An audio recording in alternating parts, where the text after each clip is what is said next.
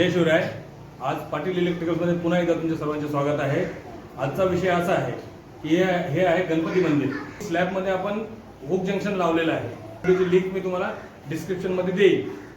त्यानंतर आपले स्लॅबची लाकडं खोलल्यानंतर ते हुक जंक्शन इझिली आपल्याला कसे दिसतात आणि आपण त्याच्यामध्ये पेपर किंवा थर्मोकॉल किंवा गोणी ते हुक आपण कसं हाईड करतो, खालून कसं दाखवतो ते मी तुम्हाला आज दाखवणार आहे। आपला पहिला व्हिडिओ होता, त्या व्हिडिओमध्ये आपण हुक जंक्शन, 4-वे जंक्शन, वायर जंक्शन हे आपण स्लॅबमध्ये टाकतो। स्लॅबमध्ये टाकल्यावर ते हुक जंक्शन किंवा 4-वे जंक्शन, वायर जंक्शन आपल्याला खालून सोप्या पद्धतीने कसे मिळेल त्याकरता आपण पहिले त्याच्यामध्ये पेपर टाकतो, न्यूजपेपर टाकतो आणि त्यावरून थोडीशी रेती टाकतो। ती रेती टाकल्यानंतर आपण बघू शकता आपल्याला कसे सोप्या पद्धतीने खालून आपले हुक जंक्शन स्लॅब व सेंटरिंग खोलल्यानंतर कशा सोप्या पद्धतीने आपल्याला ते दिसू लागतात।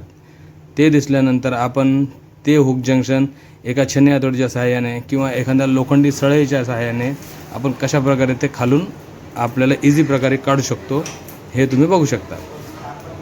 बघा, हा आपण पेपर टाकला आहे आणि तो पेपर आता आपण काढत आहोत। हो, हा पेपर काढल्यानंतर ह्याच्या आतमध्ये आपलं 4-वे वायर जंक्शन आहे, ते कसं आपल्याला सोप्या पद्धतीने लगेच भेटतं ते मी तुम्हाला दाखवत आहे। आता हा आपण पेपर काढला। आता एखाद्या लोखंडी सळईच्या किंवा रॉडच्या सहाय्याने आपण याच्या आतमध्ये असलेलं आपलं 4-वे जंक्शन ओपन करत आहोत। बघा, 4-वे जंक्शन खूप सोप्या पद्धतीने आपलं दिसलेलं आहे आणि आतमध्ये आपल्याला ते भेटलंही आहे।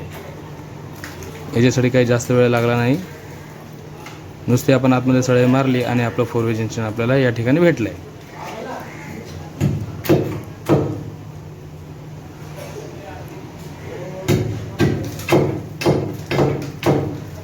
तेच आता मी तुम्हाला जवळून दाखवण्याचा प्रयत्न करतो।